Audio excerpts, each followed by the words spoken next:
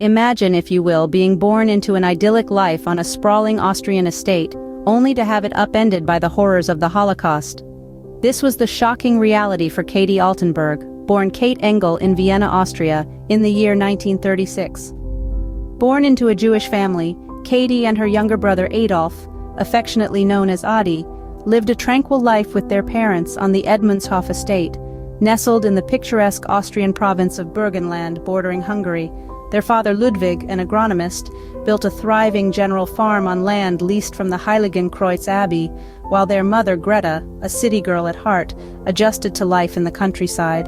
But in March of 1938, their peaceful existence was shattered with the Anschluss, the annexation of Austria by Nazi Germany. Ludwig was arrested by the Gestapo, and only through Greta's perseverance and a considerable amount of money was he released. Forced to flee, Ludwig found refuge in neighboring Hungary, soon followed by his family, seeking sanctuary on an uncle's estate.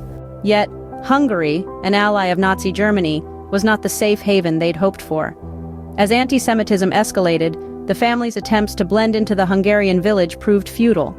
With Germany's occupation of Hungary in March of 1944, their worst fears were realized. One fateful night, the family was arrested and taken to the national prison in Budapest, then transferred to the Hungarian-run Kistarcsa internment camp. In a twist of fate, an announcement was made that young children with relatives in Budapest could be sent to them. Katie and Adi were sent, but instead of reaching their aunt, they were detained with other Jewish children.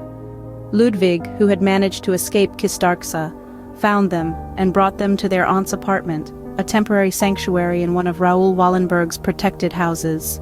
However, safety was fleeting. By the fall of 1944, Katie, her father, brother, and aunt were forced into the Budapest ghetto. It wasn't until early 1945 that they were liberated by the Soviets. Ludwig immediately began searching for Greta, who they believed was in a labor camp. He finally found her in a dire physical state and brought her home. Sadly, many of Katie's relatives did not survive the Holocaust, including her maternal grandfather Gustav Stossler, who was deported to Theresienstadt in 1942 and died there a year later. Undeterred by the horrors they had survived, Katie and her family immigrated to the United States in November 1948. Katie went on to have 2 children and dedicated her time to volunteering at the United States Holocaust Memorial Museum, ensuring the memory of the Holocaust and its victims are never forgotten.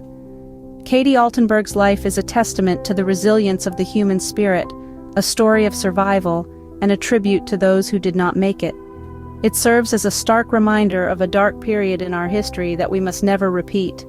Her legacy lives on, not just in her family, but in the countless lives she has touched through her work at the Holocaust Memorial Museum.